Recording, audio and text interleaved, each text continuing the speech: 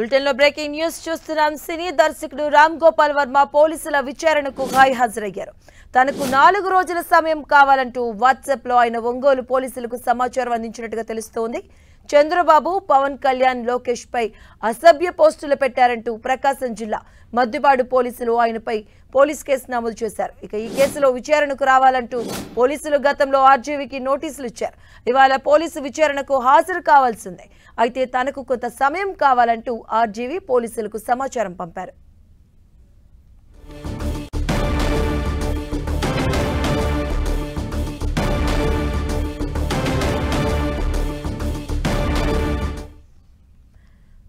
ఇక పోలీసుల విచారణకు ఆర్జీవీ హాజరయ్యారు. తనకి కొంత సమయం కావాలంటూ వాట్సాప్ లో మెసేజ్ చేసినట్టుగా తెలుస్తుంది. ఇదే అంశానికి సంబంధించినటువంటి పూర్తి అప్డేట్స్ మా కరెస్పాండెంట్ శంకర్ అందిస్తారు. శంకర్.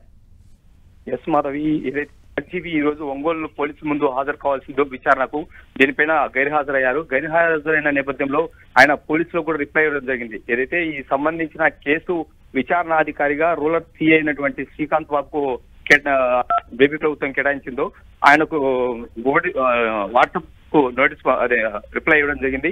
సో 4 రోజులు తనకు అనుమతి కావాలని చెప్పేసి వాళ్ళు రిక్వెస్ట్ చేయడం జరిగింది. కొన్ని అనివార్య కారణాల దృష్ట్యా నేను ఈ రోజు హాజరు కాలేకపోతున్నానని చెప్పేసి ఆ వాట్సాప్ లో వివరణ కూడా ఇవ్వడం జరిగింది. సో దీనిపైన శ్రీకాంత్ బాబు గారు కూడా స్పందించారు. సిఐ గారు ప్రస్తుతము ఆయనకున్న ఇబ్బందుల దృష్ట్యా 4 రోజులు హాజరు కావాలని చెప్పి రిక్వెస్ట్ చేసిన దృష్ట్యా ఈ విషయాన్ని పై అధికారుల దృష్టికి తీసుకోబోతున్నాము. పై అధికారుల ఆదేశాల మేరకు తదుపరి నడుచుకుంటామని చెప్పేసి రూరల్ సిఐ కూడా చెప్పడం జరిగింది. అయితే మరోవైపు దీనిపైన ఆయన లాయర్ ఏదైతే ఆర్జీబీ లాయర్ అయినటువంటి ఒంగోలు సంబంధించిన నగరకంటి శ్రీనివాసరావు కూడా ప్రస్తుతం సిఐ వద్దకు చేరుకున్నారు.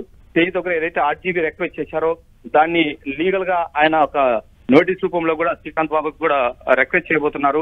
సో తదుపరి పోలీసులు కూడా దీనిపైన ఎటువంటి నిర్ణయం తీసుకుంటారనే ఒక ఉత్కంఠ అయితే కొనసాగుతుంది. ఇటీవల అద్దంకి నియోజకవర్గంలో మద్దిపాడుతో పాటుగా అటువైపు సార్లూరులో కృష్ణా జిల్లా తుళ్లూరులో కూడా ఆర్జీవీ పైన కేసులు నమోదు కావడం జరిగింది. ఏదైతే గత ప్రభుత్వంలో లోకేష్ ను అదేవిధంగా సీఎం చంద్రబాబుతో పాటు ఉప ముఖ్యమంత్రి పవన్ కళ్యాణ్ ను వ్యూహ చిత్రంలో భాగంగా దానిపైన అనుచిత వ్యాఖ్యలు చేస్తూ వీళ్ళ ముగ్గురిని కూడా అనుచిత వ్యాఖ్యలు చేస్తూ దాంట్లో ఎక్స్ ఆర్జీవీ పోస్ట్ చేయడం జరిగింది.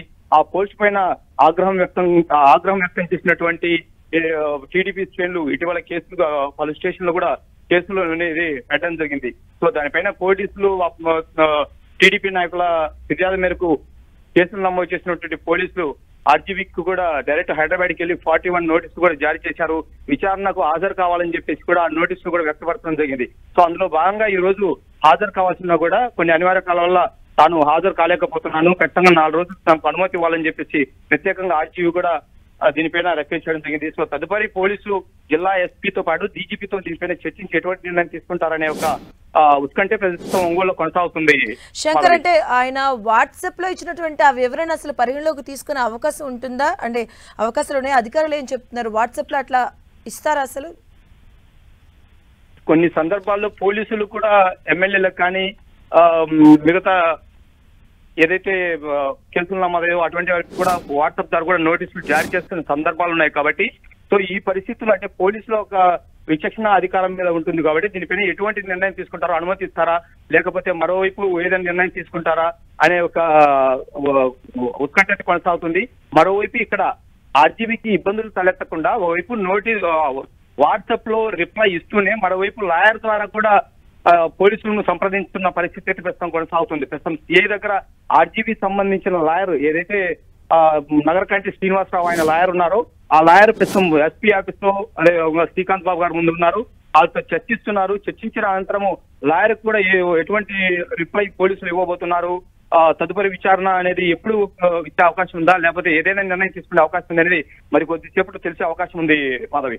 అంటే శంకర్, అంటే 4 రోజులు అయినా ఎన్ని రోజుల సమయం అడిగారు ఆయన? అసలు హాజరు అవుతారా విచారణకి? దానిపైన ఏమైనా క్లారిటీగా మాట్లాడే అవకాశం ఉందా?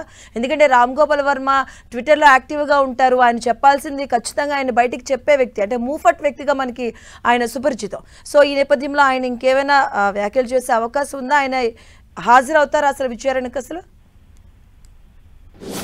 చాలా ముక్కుసూటి తత్వం కలగలటువంటి ఆర్జీబీ దీనిపైన మరికొంత సమయం తీసుకొని లాయర్లతో చర్చించిన అనంతరము తదుపరి దీని మీద పోలీసులతో విచారణకు హాజరు కావాలనే ఆలోచనలో ఉన్నట్టు కూడా తెలుస్తుంది.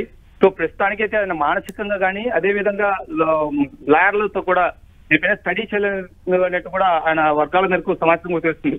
సో తదనంతరం 4 రోజులు టైం అడిగారు కాబట్టి దీనిపైన పోలీసులు టైం ఇస్తారా, లేకపోతే 4 రోజులు టైం ఇచ్చినా కూడా ఆయన హాజరవుతారా కారా అనే ఒక ఉత్కంఠ అయితే కొనసాగుతుంది. ఎందుకంటే ఇటీవల ఎర్రగొండపాలెం ఎమ్మెల్యే చంద్రశేఖర్ పైన కూడా కేసు నమోదైంది.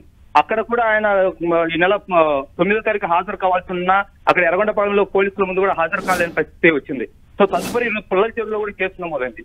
సో ఇటువంటి సందర్భాలు ఉన్నాయి కాబట్టి ఆయన వాట్సాప్ లో కూడా సమాచారం సందర్భాలు ఉన్నాయి కాబట్టి సో అదే కేసు అనేది కొనసాగుతుంది కాబట్టి సో ఈ పరిస్థితిలో ఆర్జీబీ పైన కూడా ఎటువంటి నిర్ణయం తీసుకుంటారో, ఏ విధంగా స్పందిస్తారనేది కూడా ఒక ఉత్కంఠ సాగుతుంది. ఎందుకంటే వైసీపీ సానుభూతిపరుడుగా ఆర్జీబీ అనేది ముద్రపడ్డారు.